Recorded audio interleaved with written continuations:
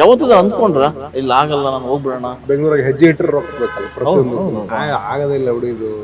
ಶಂಕರ್ ನಾಗ್ ಅವರ ಹೆಸರು ನಾನು ಇಟ್ಕೊಂಡೆ, ಅದಕ್ಕೊಂದು ರೀಸನ್ ಇದೆ, ಆ ರೀಸನ್ ಹೇಳ್ಬೇಕು. ಆ ಹೆಸರು ನಮ್ಮನ್ನು ಯಾವತ್ತೂ ಎಚ್ಚರಿಸ್ತಾ ಇರಲಿ. ಅವ್ರ ಮೇಲಿನ ಅಭಿಮಾನಕ್ಕೆ ಗೌರವಕ್ಕೆ ನವೀನ್ ಶಂಕರ್ ಅಂತ.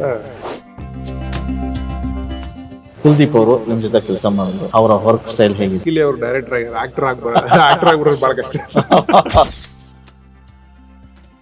ನೋಡಿದವರು ಏನಂತಾರೆ ಬಗ್ಗೆ ಈ ಟೈಟಲ್ ಇಡೋದಕ್ಕೆ ಕಾರಣ, ನೋಡಿದವ್ರು ಏನಾರ ಅನ್ಕೊಳ್ಳಿ, ನಮಗೆ ಹೆಂಗ್ ಬದುಕಬೇಕು ಅನ್ನುವಂತ ಒಂದಿಷ್ಟು ನಿರ್ಧಾರಕ್ಕೆ ಬರ್ತದೆ ಗೊತ್ತಾ. ಈ ಸಿನಿಮಾದಲ್ಲಿ ನಿಮಗೂ ಮತ್ತೆ ಹೀರೋಯಿನ್ಗೂ ರೋಮ್ಯಾನ್ಸ್ ಮಾಡ್ಲಿಕ್ಕೆ ಎಷ್ಟು ಸ್ಪೇಸ್ ಸಿಕ್ಕಿದೆ? ಪ್ರಾಕ್ಟಿಕಲ್ ಆಗಿ ಒಂದು ರೊಮ್ಯಾನ್ಸ್ ನಡೆದಿರುತ್ತೆ, ಇಲ್ಲ ಅಂದ್ರೆ ಇಮ್ಯಾಜಿನರಿ ಲೈಫ್ ಅಲ್ಲಿ ಅವ್ರು ಇರುತ್ತೆ ಅವನಿಗೆ. ನೋಡಿದವರು ಏನಂತಾರೆ ಅಂತ ಸಿನಿಮಾ ನೋಡೋರ್ಗೆ ಏನಾದ್ರು ಇನ್ಸ್ಪೈರ್ ಆಗಂತ ಅಂಶಗಳು, ಮನಸ್ಸಿಗೆ ಹೊಡ್ತಾ ಹೊಡ್ತದ.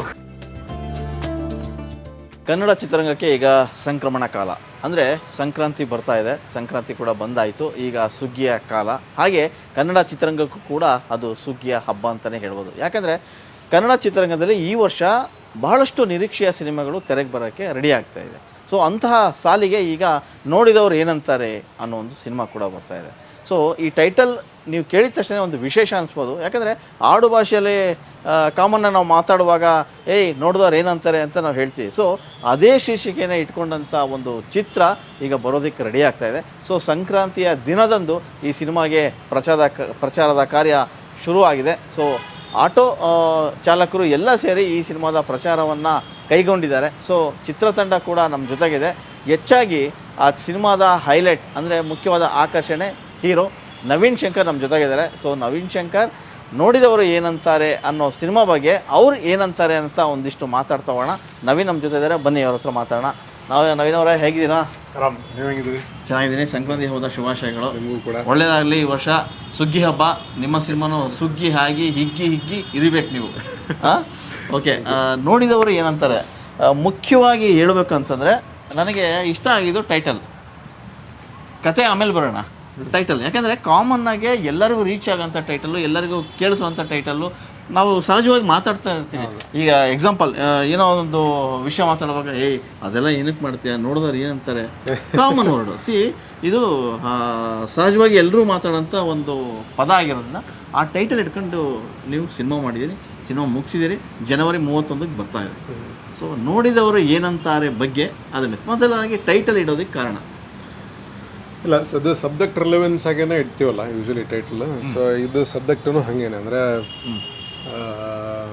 ಭಾಳ ಸಿಂಪಲ್ ಆಗಿ ಹೇಳ್ಬೇಕಂದ್ರೆ ಸಿದ್ಧಾರ್ಥ್ ನಾಯಕ ಈ ಸಿನಿಮಾದ್ದು ಒಂದು ಲೈಫ್ ಶುರು ಆಗೋದು ಆಲ್ಮೋಸ್ಟ್ ನಮ್ಮೆಲ್ಲರ ಲೈಫ್ ಶುರು ಆಗೋದು ಹಂಗೆಲ್ಲ. ನೋಡಿದವ್ರು ಏನಂತಾರೆ ಅಂದ್ಕೊಂಡೇ ಇರ್ತೀವಿ. ಬಟ್ ಒಂದಿಷ್ಟು ರಿಲೇಷನ್ ಆದಮೇಲೆ, ಕಲಿಕೆ ಚಲೋತ್ನಿಗೆ ಆದಮೇಲೆ, ಬದುಕು ಅರ್ಥ ಮಾಡ್ಕೊತ ನೋಡಿದವ್ರು ಏನಾರ ಅನ್ಕೊಳ್ಳಿ, ನಮಗೆ ಹೆಂಗ್ ಬದುಕಬೇಕು ಬದುಕಬೇಕು ಅನ್ನೋಂಥ ಒಂದಿಷ್ಟು ನಿರ್ಧಾರಕ್ಕೆ ಬರ್ತದೆ ಗೊತ್ತಾ. ಹಂಗೆ ಈ ಜರ್ನಿನೂ ಹಂಗೇನೆ. ಸಿದ್ಧಾರ್ಥನ ಲೈಫು ಹಂಗೆ ಇರ್ತದೆ. ಎವ್ರಿ ನೌ ಅಂಡ್ ದೆನ್ ನಾವು ತಲೆಗೆ ಓಡ್ತಿದ್ದೆಲ್ಲನೂ ಹಂಗೆ ಇರ್ತೈತಿ. ಇದು ಅದಕ್ಕೆ ಹಂಗ ಏನಂತಾರ ಅನ್ಕೋತಾರೆ, ಹಿಂಗೆ ಏನ್ ಅನ್ಕೋತಾರೆ, ಅದನ್ನ ಮಾಡಿದ್ರೆ ಏನ್ ಅನ್ಕೋತಾರೆ, ಇದನ್ ಮಾಡಿದ್ರೆ ಏನ್ ಅನ್ಕೋತಾರೆ, ಈ ತರನೇ ಇರುತ್ತೆ. ಒಂದು ಸೋಷಿಯಲ್ ಪ್ರೆಷರ್, ಅದ್ರ ಮಧ್ಯೆ ಇರುವಂತ ಒಂದು ಕ್ಯಾರೆಕ್ಟರ್. ಓಕೆ,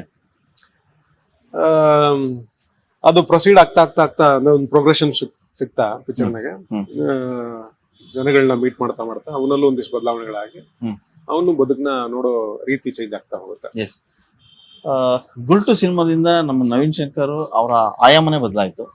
ಸೊ ಅಲ್ಲಿಂದ ನೀವು ತುಂಬಾ ಚೂಸಿ ಆದ್ರಿ. ಸಲಾರ್ ಅಂತ ಸಿನಿಮಾಗಳಲ್ಲೂ ಕೂಡ ಕಾಣಿಸ್ಕೊಂಡ್ರಿ, ಒಂದಿಷ್ಟು ಬೇರೆ ಬೇರೆ ಪ್ರಯೋಗಗಳ ಸಿನಿಮಾಗಳಲ್ಲೂ ನೀವು ಕಾಣಿಸ್ಕೊಂಡ್ರಿ.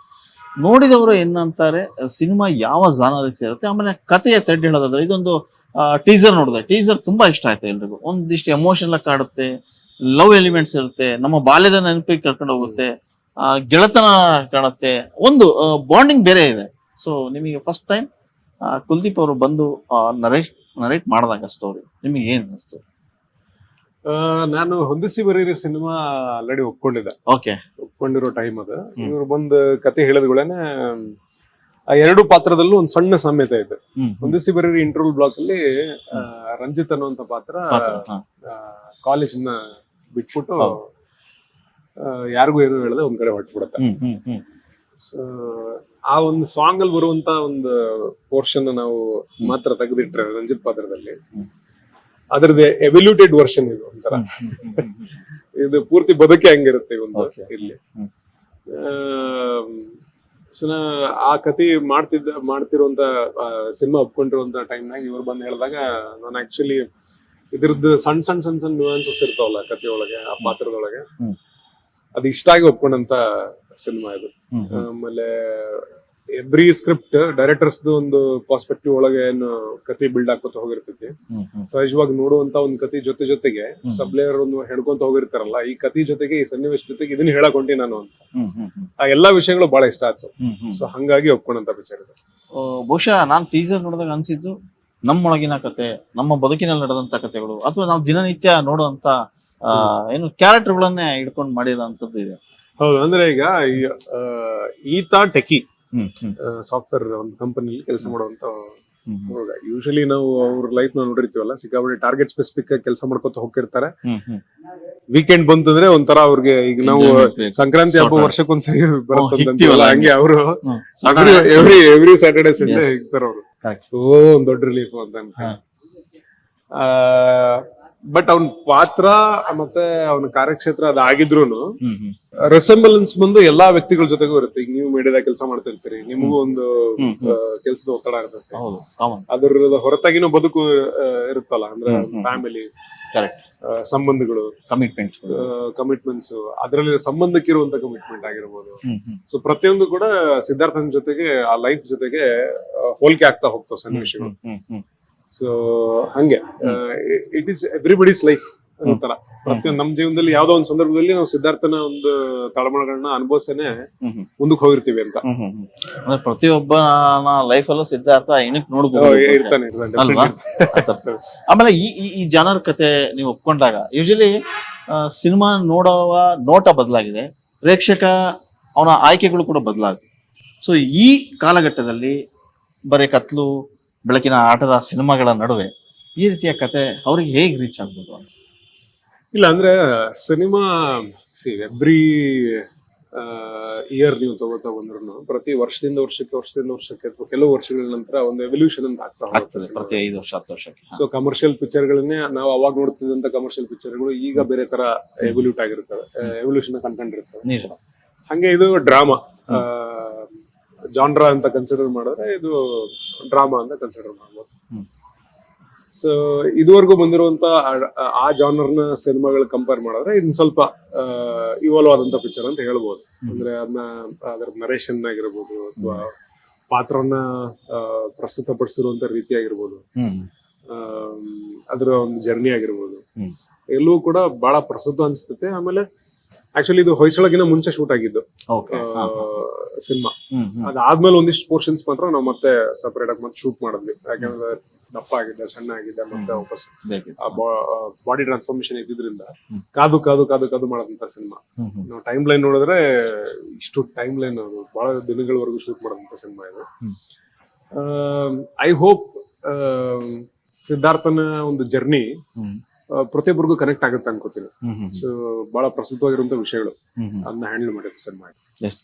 ಆಮೇಲೆ ಈ ತರದ ಸಿನಿಮಾ ಮಾಡುವಾಗ ನೀವು ಹೇಳಿದ್ರಿ, ನಾನು ಬೇರೆ ಸಿನಿಮಾ ಮಾಡ್ಬೇಕಾದ್ರೆ ನಾನು ಸ್ವಲ್ಪ ಬೇರೆ ತರ ಇದೆ, ಇದಕ್ಕೆ ತುಂಬಾ ತಯಾರಿ ಮಾಡ್ಕೋಬೇಕಾಯ್ತು ಅಂತ. ಇದಕ್ಕೆ ಪ್ರತ್ಯೇಕವಾಗಿ ಏನು ತಯಾರಿ ಮಾಡ್ಕೊಂಡ್ರೆ ಹೇಗೆ? ಆಮೇಲೆ ಇನ್ನೊಂದು ಭಾಷೆ ಯಾವ ರೀತಿ ಇದೆ? ಬೆಂಗಳೂರು ಭಾಷೆನ ಅಥವಾ ಪ್ರಾದೇಶಿಕವಾಗಿ ಸೀಮಿತ ಆಗಿರುತ್ತ ಭಾಷೆಗೆ? ಇಲ್ಲ, ಇದು ಬೆಂಗಳೂರು ಭಾಷೆ. ಅಂದ್ರೆ ಈತ ಸಿನಿಮಾದಾಗ ಕೊಡಗು ಕಡೆ ಅವನು ಈತ. ಕೂರ್ಗ್ ಕಡೆ ಹುಡುಗ. ಅದ್ ಬಿಟ್ರೆ ನೀವು ಆ ಬಾಡಿ ಟ್ರಾನ್ಸ್ಫಾರ್ಮೇಶನ್ ಬಗ್ಗೆ ಕೇಳಿದ್ರಲ್ಲ, ಅದು ಹೊಯ್ಸಳದಾಗ ಏನಿತ್ತಲ್ಲ ಅದಕ್ಕೂ ಇದಕ್ಕೂ ಕಂಪೇರ್ ಮಾಡ್ಬಿಟ್ರೆ ಬಹಳ ಎಕ್ಸ್ಟ್ರೀಮ್ ಡಿಫ್ರೆನ್ಸ್ ಕಾಣಿಸ್ತದೆ. ಇಲ್ಲಿ ನಾನು ಆಕ್ಚುಲಿ ಒಂದು ಪೋರ್ಷನ್ ಸಿನಿಮಾ ಶುರು ಆಗ್ಬೇಕಾದ್ರೆ ಲೀನ್ ಪರ್ಸನಾಲಿಟಿನ ತಗೊಂಡಿರೋದು 168, 70 ಆ ಆಸ್ಪಾಸ್ ಇದ್ದವನು ಹೋಗ್ತಾ ಅವನ ಲೈಫ್ ಅಲ್ಲಿ ಕುಗ್ತಾ ಹೋದಂಗೆ ಬಾಡಿ ತುಂಬಾ ಶ್ರಿಂಕ್ ಆಗ್ತಾ ಹೋಗಿ ಒಂದ್ ಪೋರ್ಷನ್ ಬರುತ್ತೆ. ಆ ಪೋರ್ಷನ್ ಟ್ರೈಲರ್ ರಿಲೀಸ್ ಮಾಡ್ತೀವಿ ಅವರಲ್ಲಿ. ಇಲ್ಲಿವರೆಗೂ ಬಿಟ್ಕೊಟ್ಟಿಲ್ಲ ಅದು.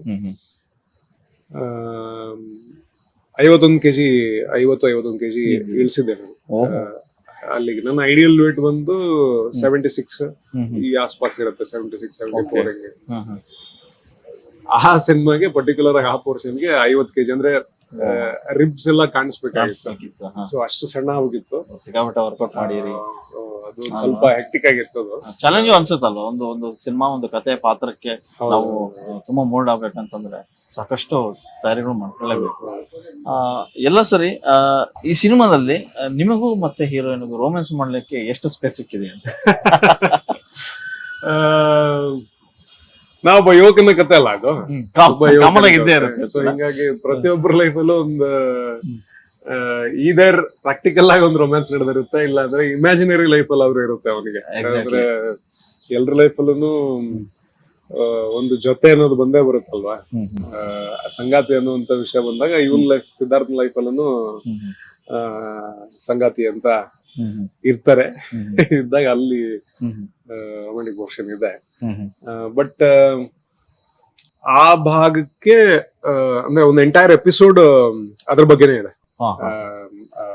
ಸಿದ್ಧಾರ್ಥನ್ಗೂ ಮತ್ತೆ ಸಿದ್ಧಾರ್ಥ್ ಲೈಫ್ ಅಲ್ಲಿ ಬರುವಂತ ಹುಡುಗಿಗೂ ಅಲ್ಲಿ ನಡೆಯುವಂತ ಕಾನ್ವರ್ಸೇಷನ್ಸ್ ಆಗಿರ್ಲಿ, ಥಾಟ್ಸ್ ಎಕ್ಸ್ಚೇಂಜ್ ಆಗಿರ್ಲಿ, ಸೊ ಆ ಒಂದು ಎಂಟೈರ್ ಪೋರ್ಷನ್ ರೊಮ್ಯಾಂಟಿಕ್ ಪೋರ್ಷನ್ ಇದೆ. ನೋಡೋರಿಗೆ ಏನು ಬೇಸರ ಅಂತ ಆಗಲ್ಲ. ಇಲ್ಲ ಇಲ್ಲ ಅಲ್ಲ, ಯಾಕಂದ್ರೆ ಒಂದಿಷ್ಟು ನಿಮ್ಗೆ ಆದಂತ ಒಂದಿಷ್ಟು ಫ್ಯಾನ್ ಬೀಳ್ತಿದೆ. ಸೊ ಅವ್ರಿಗಾದ್ರೂ ಅಟ್ಲೀಸ್ಟ್ ಬೇಕಲ್ಲ, ಏ ಅಣ್ಣ ಏನಣ್ಣ ನೀನ್ ಬರೀ ಫೈಟ್ ಮಾಡ್ತೀಯ, ಅಟ್ಲೀಸ್ಟ್ ರೋಮ್ಯಾನ್ಸ್ ಇಲ್ವಲ್ಲ ಸೀನ್ಗಳು ಅಂತ. ಇಲ್ಲ, ಇದರಲ್ಲಿ ಒಂದು ಪ್ರಾಪರ್ ಅಂದ್ರೆ ಇದನ್ನ ಕಂಪ್ಲೀಟ್ ಆಗಿ ರಾಮ್ ಕಾಮ್ ಡ್ರಾಮಾ ಅಂತ ಯಾಕೆ ಕರೀತಿಲ್ಲ ಅಂತಂದ್ರೆ ಆ ಪೋರ್ಷನ್ಸ್ ಕಮ್ಮಿ ಇರೋದ್ರಿಂದ ಅಷ್ಟೇ.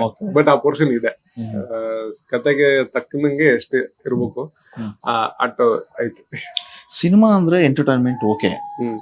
ಒಂದು ಸಿನಿಮಾ 4 ಜನಕ್ಕೆ ಮೋಟಿವೇಶನ್ ಮಾಡ್ಬೇಕು, ಅಥವಾ ಒಬ್ಬ ಹೀರೋ ಒಂದು ಪಾತ್ರ ಮಾಡೋದಂದ್ರೆ ಅದು 4 ಜನಕ್ಕೆ ಸ್ಫೂರ್ತಿಯಾಗಿ ಇರ್ಬೇಕು.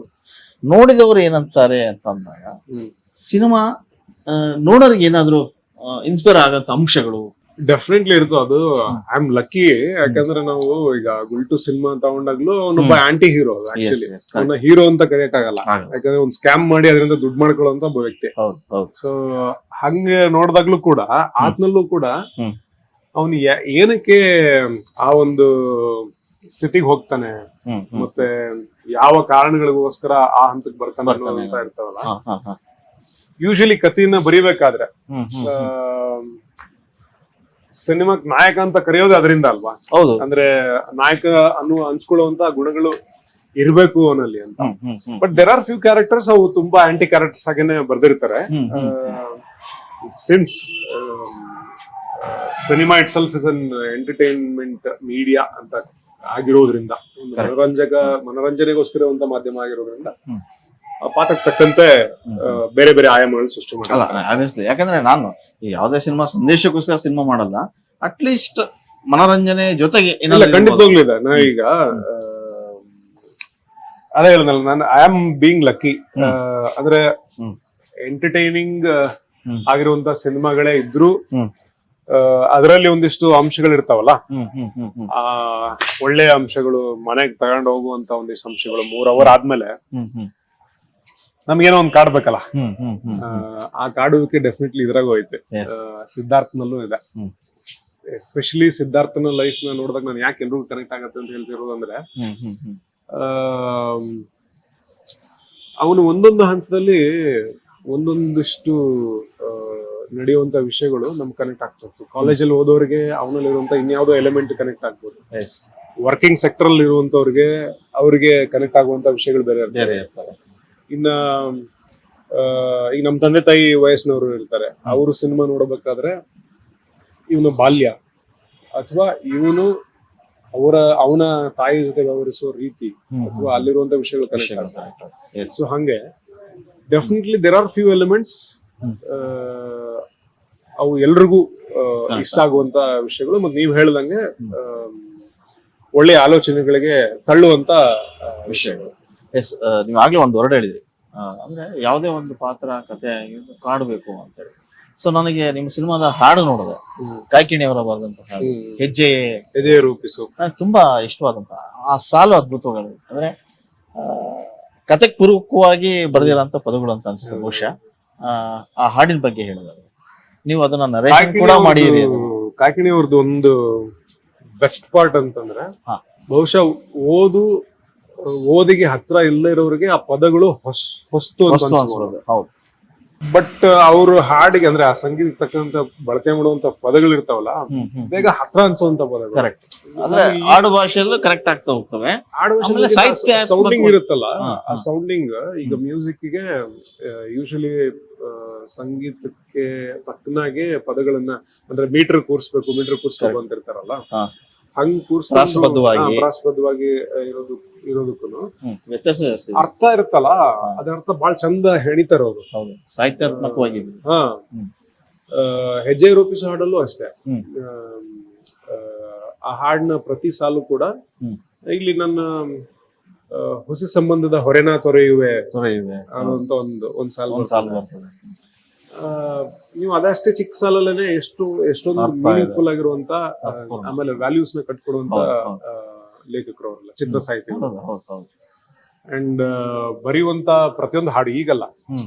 ನಾವು ಆಕ್ಚುಲಿ ಅವ್ರು ಮುಂಚೆನೂ ಬರೆದಿರೋ ಹಾಡುಗಳು ನಾವು ಕೇಳಿರ್ತೀವಿ ಅಥವಾ ಅವರೇ ಬರ್ದಿದಾರೆ ಅಂತ ಗೊತ್ತಿರಲ್ಲ. ಬಟ್ ನಮಗೆ ಮುಂಗಾರು ಮಳೆ ಟೈಮ್ ಇಂದಾನು ಕೂಡ ಸಿಕ್ಕಾಪಡೆ ಹತ್ರ ಆದಂತ ಅಲ್ಲ, ಅವ್ರ ಹಾಡುಗಳೇ ಅಷ್ಟೇ. ನಾವು ಯಾವುದೇ ಸಿನಿಮಾ ತಗೊಳ್ಳಿ, ಒಂದ್ ಸಾಂಗ್ ಇತ್ತಂತಂದ್ರೆ ಅದು ತುಂಬಾ ಕಾಡುವಂತ ಹಾಡುಗಳೇ.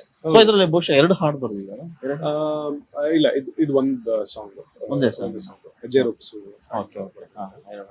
ನವೀನ್, ಎಲ್ಲ ಸರಿ. ಸಿನಿಮಾ ಅಂತಂದ್ರೆ ಒಂದಿಷ್ಟು ಬೇರೆ ಎಲಿಮೆಂಟ್ಸು ಬೇಕು. ನೀವು ಹೇಳಿದ್ರಿ ಇದೊಂದು ಡ್ರಾಮಾ ಅನ್ಕೋಬಹುದು, ರಾಮ್ ಕಾಮ್ ಇಲ್ಲದೇ ಇದ್ರೂ ಕೂಡ ನೋಡೋರಿಗೆ ರುಚಿಸುತ್ತೆ ಸಿನಿಮಾ ಅಂತ. ಆಕ್ಷನ್ ಪಾರ್ಟ್ ವಿಷಯದ ಮಾತಾಡೋದಾದ್ರೆ ಇದ್ರಲ್ಲಿ ಅವನ್ ಬದುಕು ಮಾತು ಆಕ್ಷನ್ ಅಂದ್ರೆ ಡಿಫ್ರೆಂಟ್ ಆಗದ್ರೆ ನವೀನ್ ಶಂಕರ್ ಅವರಿಗೆ ಡಿಫ್ರೆಂಟ್ ಕಾನ್ಸೆಪ್ಟ್ ನ ಸಿನಿಮಾ ಅಂತ ಹೇಳ್ಬೋದಾ? ಡೆಫಿನೆಟ್ಲಿ ನಮ್ಮ ಹೊಯ್ಸಳ ತರ ಅಥವಾ ಸಲಾರ್ ತರ ಹೊಡೆತ ಬಡ್ತಿಲ್ಲ ಇಲ್ಲಿ. ಮನಸ್ಸಿಗೆ ಹೊಡೆತ ಬಡ್ತದ. ಅಂದ್ರೆ ಬಹುಶಃ ನೀವು ಹೇಳಿದ್ದು ನೋಡಿದ್ರೆ ಸಿನಿಮಾ ನೋಡಿ ಹೊರ ಬಂದವರೆಗೆ ಎದೆ ಭಾರ ಅನ್ಸುತ್ತೆ. ಹಾ, ಹಗುರ ಮಾಡೇ ಕಳಿಸ್ತೀವಿ ಡೆಫಿನೆಟ್ಲಿ, ಭಾರ ಮಾಡಿ ಕಳ್ಸಲ್ಲ. ಬಟ್ ಸಿನಿಮಾ ನೋಡ್ಬೇಕಾರ ಕೆಲವು ಸಂದರ್ಭಗಳಲ್ಲಂದ್ರೂ ಡೆಫಿನೆಟ್ಲಿ ಅದ್ ಅನ್ಸುತ್ತೆ. ಅಂದ್ರೆ ಕಣ್ಗಳು ಒದ್ದೆ ಆಗತ್ತೆ, ಮನ್ಸು ಭಾರ ಆಗತ್ತೆ. ಯಾಕಂದ್ರೆ ಇದು ಬದುಕಿನ ಜರ್ನಿ ಅಲ್ಲ. ಸೊ ಅಲ್ಲಿ ಡೆಫಿನೆಟ್ಲಿ ಖುಷಿ ಇರ್ತದೆ, ನೋವು ಇರ್ತದೆ, ಆಮೇಲೆ ಕೆಲವೊಂದಿಷ್ಟು ಅವಮಾನ ಇರ್ತವೆ. ಹಿಂಗಾಗಿ ಅದೇ ಹೇಳದ್ನಲ್ಲ, ನಾವು ನೋಡುವಂತ ಪಾತ್ರ ನಮ್ ಬದುಕಲ್ಲಿ ನಾವ್ ಏನೇ ಆಗಿರ್ಬೋದು. ಪಿಕ್ಚರ್ ನೋಡ್ಬೇಕಾದ್ರೆ ನಮಗ್ ಒಂದಂತರೂ ಡೆಫಿನೆಟ್ಲಿ ಆಗಿರುತ್ತೆ, ನಮ್ಗೆ ಗೊತ್ತು ಇದು ಪಿಕ್ಚರ್ ಅಂತ ಗೊತ್ತು. ಸ್ಟಿಲ್ ನಾವ್ ಅದ್ರೊಳಗೆ ಕಳೆದೋಗ್ತೀವಲ್ಲ.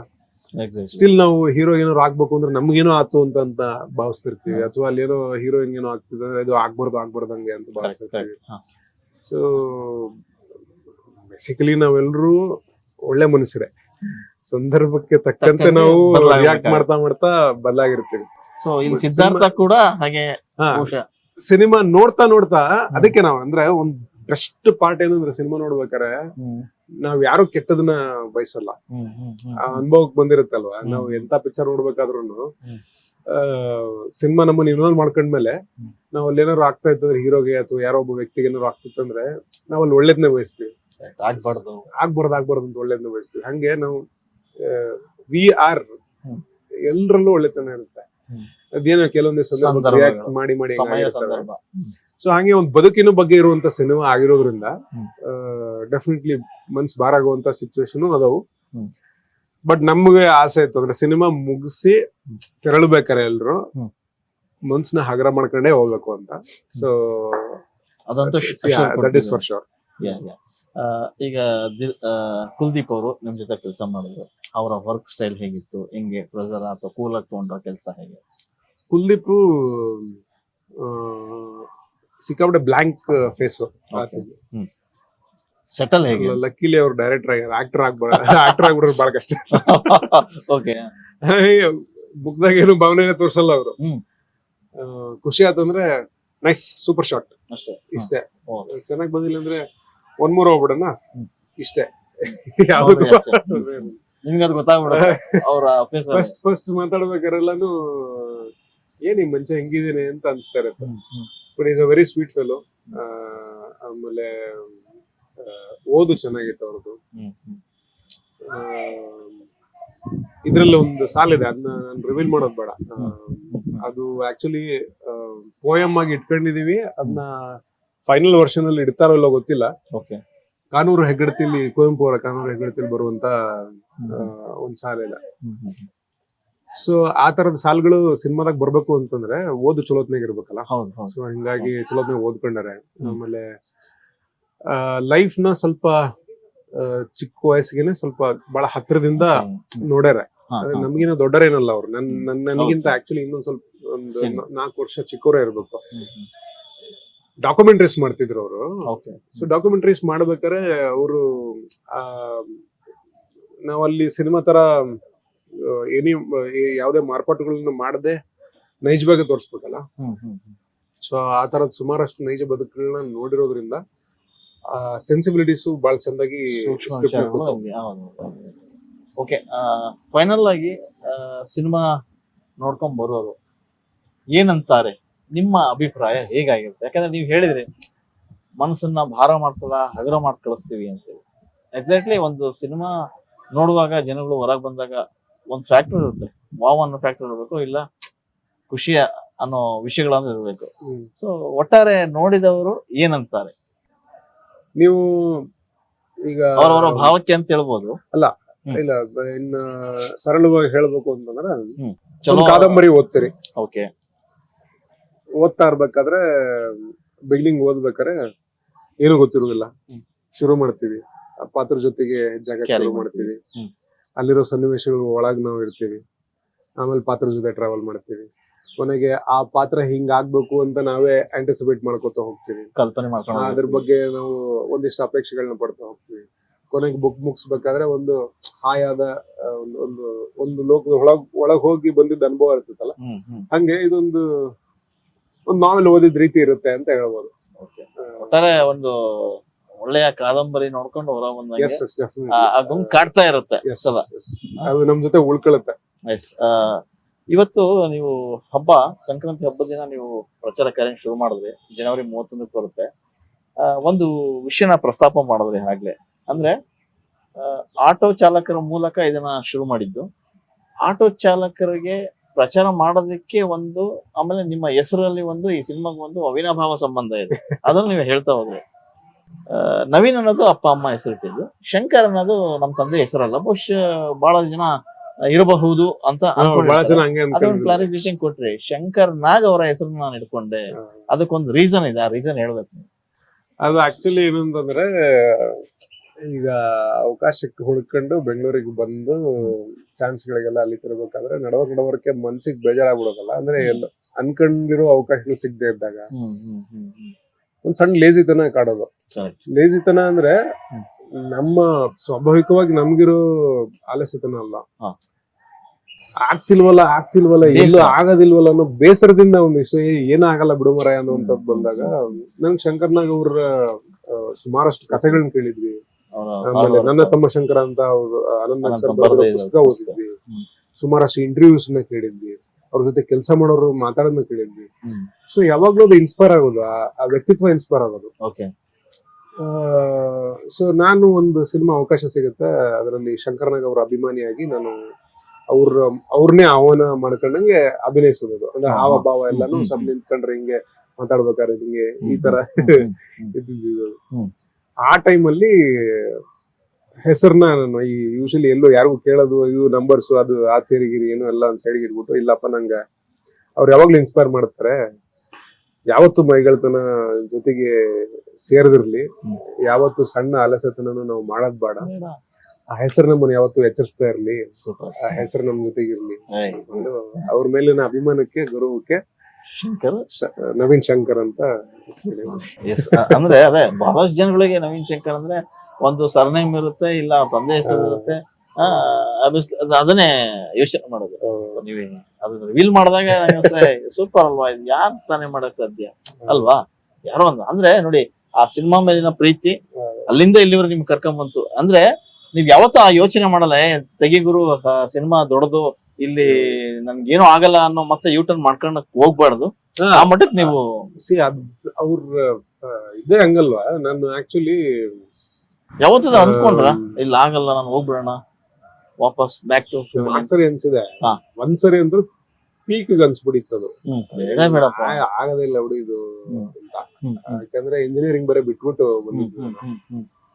ಒಳ್ಳೆ ಕೋರ್ಸ್ ಬೇರೆ ಬಿಟ್ಟು ಬಂದ್ಬಿಟ್ವಲ್ಲ, ಎಲ್ಲರೂ ಜಾಬ್ ಮಾಡ್ಕೊಂಡು ಒಳ್ಳೊಳ್ಳೆ ಸ್ಯಾಲ್ರಿ ತಗೊಳಕ್ ಶುರು ಮಾಡ್ಬಿಟ್ಟಲ್ಲ, ಇನ್ನು ಆಗದಿಲ್ಲಪ್ಪ ಇದು ಅನ್ಕೊಂಡು ವಾಪಸ್ ಹೋಗ್ಬಿಡನೇನೋ ಅಂತ ಅನ್ಸುವಂತ ಟೈಮ್. ತುಂಬಾ ಸ್ಟ್ರಗ್ಲಿಂಗ್ ಲೈಫ್ ಟೈಮ್ ಅದು. ಆ ಟೈಮಲ್ಲಿ ಎಲ್ಲರಿಗೂ ಏನ್ ಅನ್ಸುತ್ತೆ ನವೀನ್, ಆಕ್ಚುಲಿ ನಿಮ್ಮ ಸ್ಟ್ರಗ್ಲಿಂಗ್ ಲೈಫ್ ನೋಡಿದ್ರೆ ಈಗ ನವೀನ್ ಶಂಕರ್ ಅಂದ್ರೆ ಒಂದಿಷ್ಟು ನಮ್ಗೆ ಸಿನಿಮಾಗಳು ನೆನಪಾಗ್ತವೆ, ಒಂದಿಷ್ಟು ಸಿನಿಮಾಗಳು ಬಂದು ಹೋಗ್ತಾವ್ರಪ್ಪ ನಂಗೆ ಇಸ್ ಎ ಗುಡ್ ಆಕ್ಟರ್ ಅನ್ನೋ ತರದ ಭಾವನೆ ಬರುತ್ತೆ.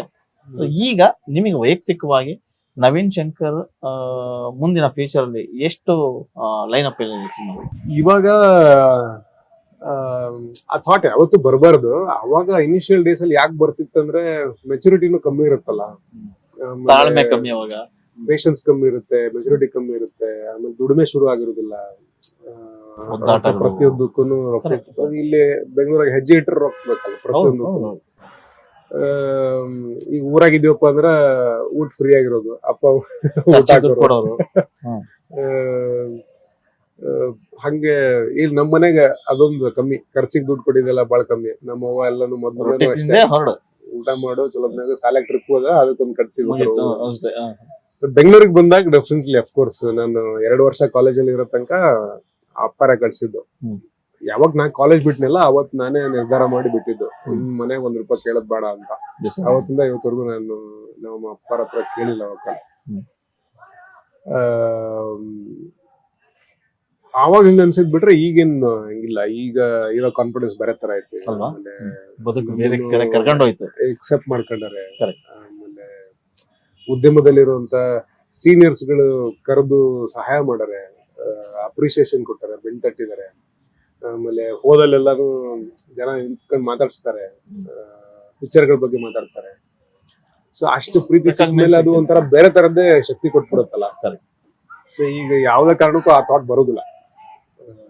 ಅಂಡ್ ಲೈನ್ ಅಪ್ ಬಗ್ಗೆ ಹೇಳಬೇಕು ಅಂದ್ರೆ ನೆಕ್ಸ್ಟ್ ಒಂದು ಉತ್ತರ ಕರ್ನಾಟಕದ ಒಂದು ಸಬ್ಜೆಕ್ಟ್ ಮಾಡತ್ತೀವಿ. ಅದು ಬಿಟ್ರಪ್ಪ ಅಂದ್ರೆ ನಾನು ಮತ್ತೆ ನಮ್ಮ ಗುಲ್ಟು ನಿರ್ದೇಶಕರ ಜೊತೆ ಒಂದು ಸಬ್ಜೆಕ್ಟ್ ಡಿಸ್ಕಷನ್ ಆಗೈತಿ. ಶಿವಣ್ಣ ಅವ್ರ ಜೊತೆ ಒಂದು ಸಿನಿಮಾ ಮಾಡತ್ತೀನಿ. ಅದು ಒಂದ್ ಸ್ಕೆಡ್ಯೂಲ್ ಮುಗೀತು. ಈಗ ಅವ್ರು ಹುಷಾರಿಲ್ಲ ಆದ್ರಿಂದ ಬ್ರೇಕ್ ತಗೊಂಡಿದ್ರು. ಮತ್ತೀಗ ಇನ್ನೊಂದು 1 ತಿಂಗಳಲ್ಲಿ ಶುರು ಮಾಡ್ತಾರೆ. ಇಟ್ಸ್ ಗುಡ್,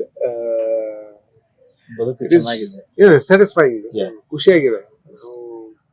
ಆಮೇಲೆ ನಮಗೆ ಸಿಕ್ಕಂತ ಸ್ನೇಹಿತರಾಗ್ಲಿ, ಗುರುಗಳಾಗ್ಲಿ, ನಮ್ಮ ಥಿಯೇಟರ್ ಅಲ್ಲಿ ಸಿಕ್ಕಂತ ಗುರುಗಳಾಗ್ಲಿ, ಆಮೇಲೆ ನಾನ್ ಮೀಡಿಯಾದ ಕೆಲಸ ಮಾಡ್ತೀನಲ್ಲ ಮೊದ್ಲು, ಅಲ್ಲಿ ಸಿಕ್ಕಂತ ಸ್ನೇಹಿತರಾಗ್ಲಿ, ಅವರೆಲ್ಲ ಇವತ್ತು ಚಾನೆಲ್ ಒಳ್ಳೊಳ್ಳೆ ಫಿಲ್ಮ್ ಹೀರೋ ಹೆಡ್ಗಳಾಗಿ ಒಳ್ಳೆ ಪೋಸ್ಟ್ ಇದೆ.